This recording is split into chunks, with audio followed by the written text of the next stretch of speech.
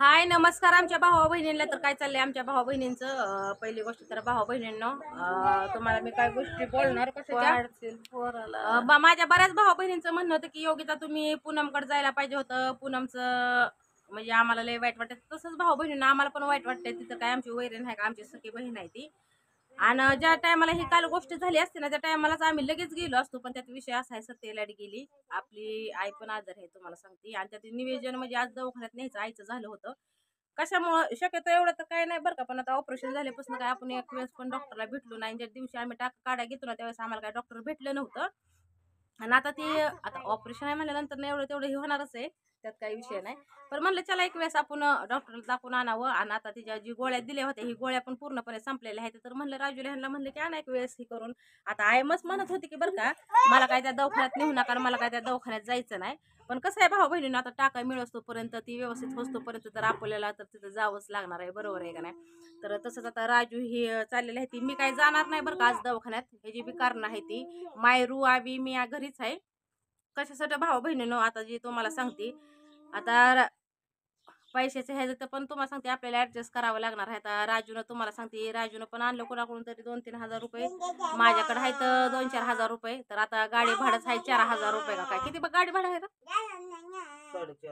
4,500 रुपये गाडी भाडं. त्यात तुम्हाला औषध गोळ्याचं काहीतरी द्यावं लागलं. आता माझ्या पैसे आहे तर ती पण मी देणार आहे ह्यांना पैसे.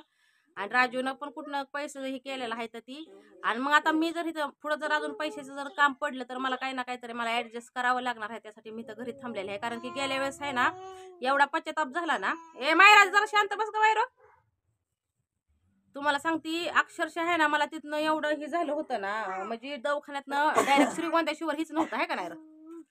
डायरेक्ट श्रीगोंद्यामध्ये तुम्हाला सांगते यावं लागलं होतं पैशाचं ऍडजस्ट करायला. आणि त्यात काल त्या गोल्ड लोनवाल्याचा कालच फोन आला होता की 800 रुपये त्याचं याच द्या म्हणून. तर आता त्याचं याच पण द्यायचं राहिलं. आता याच द्यावं का दवाखान्यात जावं. आलता का नाही काल फोन राजा गोल्ड लोन केलं का नाही. त्याचा कालच फोन आला होता की 800 रुपये झाले या 800 रुपये ही द्यावं 800 रुपये द्या म्हणून. बरं म्हणलं चालतंय. आता नाही होय म्हणून काय जमणार आहे का भाऊ बहिणीनं. तर आता हिथं कसं आपण जी गोल्ड लोन ही ती करतो ती आपली आहे ती जरा ओळखी पाळखीची. 4-2 रुपये तुम्हाला सांगते आपल्याला लागलं तर द्यायला कमी जास्त. तर सत्य लाईट आली. मी म्हणलं की मग त्यासाठी म्हणलं मला आता ही जर पुढं आता राजूला ह्याला तर जावंच लागणार आहे ती आईला घेऊन हे. आणि आईला पण आपण भरपूर असं समजून सांगितलं. आईला म्हणलं अजिबात काही भ्यायचं नाही. म्हणलं की आता तू मस्त म्हणते त्या दवाखान्यात जायचं नाही. पण आई म्हणलं त्या दवाखान्यात आपल्याला जावंच लागणार आहे. कसं थोडंसं हे सगळं आता मिळून येतोपर्यंत एवढं तेवढं तिला बी हे होणार आहे. तेवढं तिला सहन करावं लागणार आहे. खरंच यात भरपूर असं सहन शक्ती आहे. तिला सहन पण केलेलं आहे बरं का भाऊ बहिणीनं. आता एवढं झालं ते काय नाही एवढं सहन केलं थोड्यासाठी कशाला घालवायचं. बरोबर आहे का नाही. तर हो काही आईला पण मस्तपैकी असं तिचं आता पहिली आई कशी दिसत होती आता आई कशी दिसते सांगा बरं तुम्ही. काय आई भाऊ बहिणीला काय बोलायचंय का. मी आईला शक्यतो दाखवली नसती बरं का व्हिडिओ मध्ये. पण माझ्या बऱ्याच बहिणींचं म्हणणं आहे की योगिता तू आईला काय व्हिडिओ मध्ये दाखवत नाही. दाखवत जा की आम्हाला पण बघायला तेवढाच आनंद भेटतो. आम्हाला पण आईला बघावं असं वाटतं म्हणून मी आईला दाखवती. तर हो का आई इथं आहे आईला म्हणजे आई आता खुश होऊन चालली होय आई. आपण कशासाठी चाललोय दाखवायला. हा. आणि नो टेन्शन काही टेन्शन घ्यायचं नाही होय भाऊ बहिणीनं. हो का आमची चुलती आली तर आज तुम्हाला सांगते माझी चुलती परत चुलत भाव ही चाललेली आहे ती कोण चुलती पण आली माझी होय मम्मी. आज मम्मी आहे मम्मी ही जाणार आहे. आणि भरपूर असं माझ्या म्हणजे चुलतीचं ह्यांचं पण म्हणणं होतं की आता तू घरी राहिली तर कसं काय व्हायचं. तर आता मी कुठल्या कामासाठी राहिली हे तुम्हाला बी सांगितलं. त्यांना बी भरपूर मी सांगितलं. मला तुम्ही जर पुढं गेला आणि बाईच्या संग तिथं पैशाचं जर ऍडजस्ट करावं म्हणलं तर काय करणार आहे आपण तिथं काहीच करू शकत नाही. कारण की मम्मी गेल्या वेळेस आम्हाला ते ऑपरेशनच्या टायमाला पैसे गोळा करायचं होतं ना. इतका सनिताप झाला. तिथनं तुला सांगते श्रीगोंद्याला यावं लागलं. नगर मधलं आपल्याला काय माहित नाही. गाड्या तर काय भेटाना झाल्या ते. आणि तिथनं भरपूर असं लांब आहे ग. आणि आपलं नवीन ही गोल्ड लोन करायचं म्हणल्यावर आपल्याला जेवढं येतील तेवढंच देणार आहे. ते जास्त कमी जर लागलं तर पैसे देणार नाही. मग आता इथं जर आपण त्यांच्या पैशाची याद दिलं तर आपल्याला जास्त कमी काय देतील. म्हणून म्हणलं की एक वेळेस आपलं भेटून यावं. तर आता आई पण खुश आहे तिची जाऊबाई निघाल्यामुळं. इकडं मम्मी हाय मम्मी येणार आहे आमची. आणि इकडं आय आहे आई मस्तपैकी असं एक वेळेस आपलं दाखवण्याचा गरजेचं. एवढा ना विचार काय आपला जीव चांगला सगळं. आणि त्यात विषय म्हणजे काय माहितीये का मम्मी, आता तू काही तर नव्हतीस आहे का नाही? ज्या टायमाला तिला नेत होतो ना आम्ही त्यावेळेसची परिस्थिती आणि आताची परिस्थिती लय चेंज आहे लय.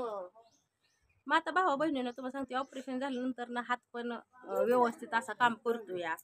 आणि तुम्हाला सांगते हळूहळू तुम्हाला सांगते आता बाथरूम ह्याला जर जायचं म्हणलं तर ती स्वतः पाऊल उचलून चालते का नाही मम्मी. मग ती हळूहळू सगळ्या गोष्टी व्यवस्थित होणार आहेत या.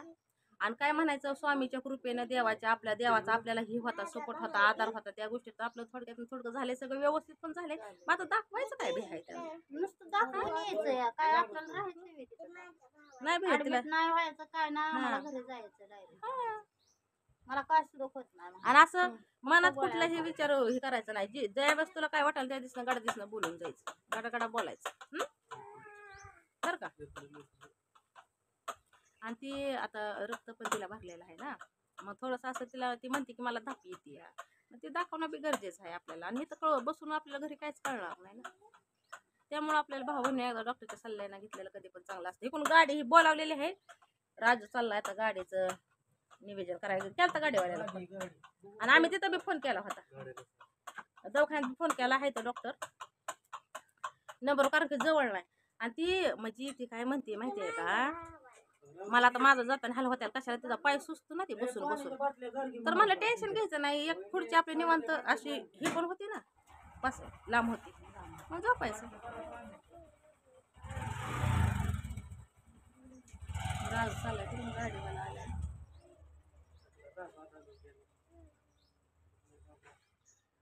सगळ्याच खेळ म्हणल्यानंतर लय अवघड होतंय अगं मम्मी. आता तुला सांगते ही निघाली की ही पोरगी बी निघेल. मग आता ही मी थांबली आता काही ऍडजस्टसाठी तर ही पोरगी बी घरी थांबल ना.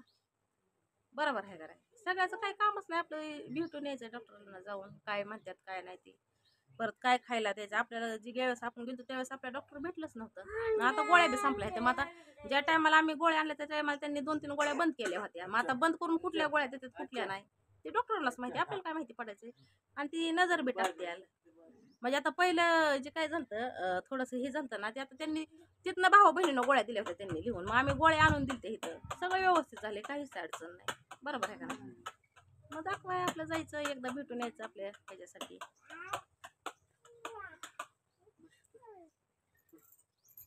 ते पोरगा निघालाय का ते पोरगा निघाल्या समर्थ निघाल्या ते स्वामी संघ डरने की क्या बात है मग होय बाब्या बाद ए बादो बादो बादो बादो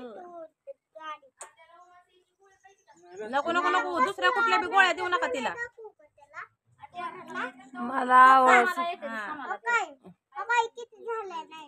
कुठल्या बी गोळ्या खाऊ घेऊ नको तू. आवड सुपारी मला ती आणती आवडं सुपारी मी बघते कुठं आहे का तिथं असते पण डॉक्टरच्या विरोधामध्ये कुठल्या बी गोळ्या खाऊ घेऊ नकोच. नाही तर खाशील मला पित्त झालंय ओंबडी बिंबडी गुळी बिळी खाशील तू हिचा काय भरोसा नाही. तू नाही पण हिला मी सांगते आपण जर गैरहजेरी माझी बाया मला उमसाळीस लागलंय तिनं गोळी बिळे खायची ती उग मग काय ते आधीच म्हणते की मला उमासलं सकाळपासून म्हणते मला उमासल्यासारखं होतंय पण त्याचं रक्त हे भरल्यामुळे जरा शूट व्हायला उशीर लागणार आहे. डॉक्टरच्या विरुद्ध आपल्या डॉक्टरच्या विचारपूस शिवर मताने कुठलीही गोळी खायची नाही काय. तुला राहिला विषय आवळा सुपारीचा तर आवळा सुपारी आहे मला बघावं लागल मी कुठे ठेवली ती मला तिला द्यावी लागल. अगं डायपर दिलं होतं की राजाने नेलं होतं म्हणलं तिथं एक डायपर आहे नेलं की त्यानं घातलं बी ला मग ते घालतोय आता डायपरच करत गावलं पप्पानी घातलं वाटतं. तर चला भाऊ बहिणींना आता आई चालली ना एकदम आई मस्तपैकी असं हसत जाणार आपण तिला भरपूर समजून सांगितलंय. आणि आपल्या घरी पण होय आमची चुलती मम्मी चालली या मम्मी आमची घरी नाही म्हणली अजिबात होय मम्मी घेऊन यायचं आपल्या घरी.